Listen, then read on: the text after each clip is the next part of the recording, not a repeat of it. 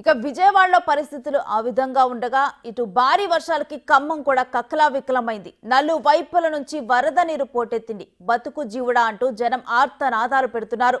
రికార్డులను బ్రేక్ చేసిన వరదలు జన జీవనాన్ని అస్తవ్యస్తం చేశాయి. మరి దీనికి కారణం ఏంటి? Let's watch it. పై కన్నెర చేసిన వరుణుడు,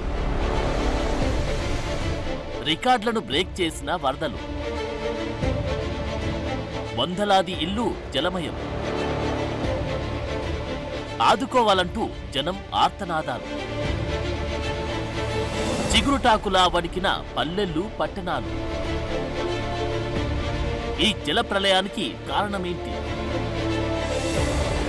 తెలిసి చేసిన తప్పే నట్టేట ముంచిందా? ఇది ఖమ్మం నగరం నడిబొడ్డు పరిస్థితి. మేఘం బద్దలైంది అన్నట్టు కురిసిన అనుకోని వర్షాలకు ఖమ్మం నీట మునిగింది. ఎటు చూసినా వరద పొంగి పొర్లుతోంది. ఇళ్లల్లోకి నీరు చేరడంతో జనం ఇంటిపైకి చేరుకొని సహాయం కోసం ఆర్తనాదాలు పెట్టారు. మరికొందరు బతుకు జీవుడా అంటూ కట్టుబట్టలతో పునరావాస కేంద్రాలకు తరలి వెళ్లారు. ఇలా ఒక్కచోటే కాదు, ఉమ్మడి ఖమ్మం జిల్లా మొత్తం సేమ్ సిచ్యువేషన్. మున్నేరు వరద ఉధృతికి జనం కన్నీటి పర్యంతమయ్యారు. ఖమ్మం పట్టణంలోని ప్రకాష్ నగర్ దగ్గర మున్నేరు వాగు డేంజర్ లెవెల్లో ప్రవహిస్తోంది. ఒక్క మాటలో చెప్పాలంటే ప్రకాష్ నగర్ దగ్గర మున్నేరు గోదావరి నదిని తలపిస్తోంది. మున్నేరు ఉప్పొంగి ప్రవహిస్తూ ఉండడంతో ప్రకాష్ నగర్ పూర్తిగా నీట మునిగింది. దాంతో ఖమ్మం సిటీలోని పలు కాలనీల్లో భారీగా వరద నీరు చేరింది. ఇళ్ల మధ్య నుంచి మున్నేరు ఉధృతంగా ప్రవహిస్తోంది. ఫలితంగా పలు గ్రామాలకు రాకపోకలు బంద్ అయ్యాయి. జలదిగ్బంధంలో చిక్కుకున్న కాలనీ వాసులు తీవ్ర ఇబ్బందులు పడుతున్నారు. నిజానికి మున్నేరు నది మట్టం 30 అడుగులకు చేరితేనే చుట్టు ప్రాంతాలు జలదిగ్బంధం అవుతాయి. అలాంటిది 36 అడుగులకు నీటి ప్రవాహం చేరితే ఇంకేముంది? ఇలా కకావికలమైపోయింది. పీకల్లోతు నీటితో జనం ప్రాణాలు అరచేతిలో పెట్టుకుని ఒడ్డుకు చేరారు.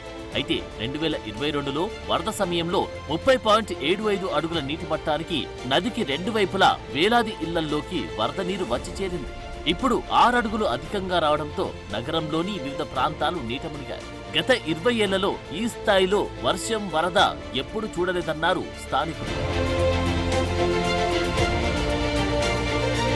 చాలా కాలనీలు ముంపునకు గురికావడంతో వందల సంఖ్యలో ఇళ్లను వరద చుట్టుముట్టింది. చంటి పిల్లలు సహా మహిళలు, వృద్ధులు వరదలో చిక్కుకున్నారు. వందల మంది బాధితులు ఆర్తనాదాలు చేశారు. కొన్ని కాలనీల్లోని బాధితుల్ని అధికార యంత్రాంగం పడవల్లో బయటకు తీసుకొచ్చింది. పలు ఇళ్లల్లో నిత్యావసరాలు, ఇంటి సామాగ్రి, ఎలక్ట్రానిక్ పరికరాలు, ద్విచక్ర వాహనాలు, కార్లు కొట్టుకుపోయాయి. పలు కాలనీల్లో సుమారు 300 మంది భవనాల పైకి చేరి సహాయక చర్యల కోసం ఎదురు చూస్తున్నారు. నగరానికి 3 వైపులా మున్నేరుపై ఉన్న 3 వంతెనలు మూసివేశారు.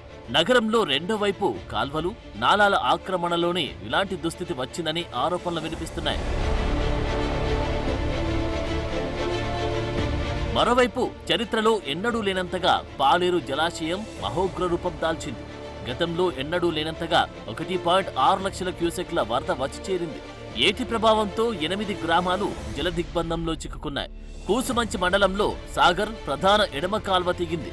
పాలేరు ఎగువన సాగర్ ప్రధాన ఎడమ కాల్వ తెగింది. పాలేరుకు దిగువన మల్లాయిగూడెం యూటి వద్ద రెండో జోన్ ఎడమ కాల్వకు భారీ గండిపడింది. ఇక ఖమ్మం పట్టణాన్ని వరద ముంచెత్తడంతో మంత్రులు అప్రమత్తమయ్యారు. హైదరాబాద్ నుంచి ఖమ్మం చేరుకుని వరద పరిస్థితులను పరిశీలించిన డిప్యూటీ సీఎం బట్టి విక్రమార్క అధికారులను ఆరా తీశారు. ఇక మంత్రి పొంగులేటి, సీఎం రేవంత్ రెడ్డి సైతం ఖమ్మంలో పర్యటించి సహాయక చర్యలను అడిగి తెలుసుకున్నారు. మొత్తంగా ఖమ్మం పట్టణాన్ని గతంలో ఎన్నడూ చూడని రేంజ్లో వరద బీభత్సం సృష్టించింది. ఖమ్మం సిటీలోని కాలనీలకు కాలనీలే జల దిగ్బంధంలో చిక్కుకోవడంతో వరద ముంపు బాధితులు అల్లాడుతున్నారు.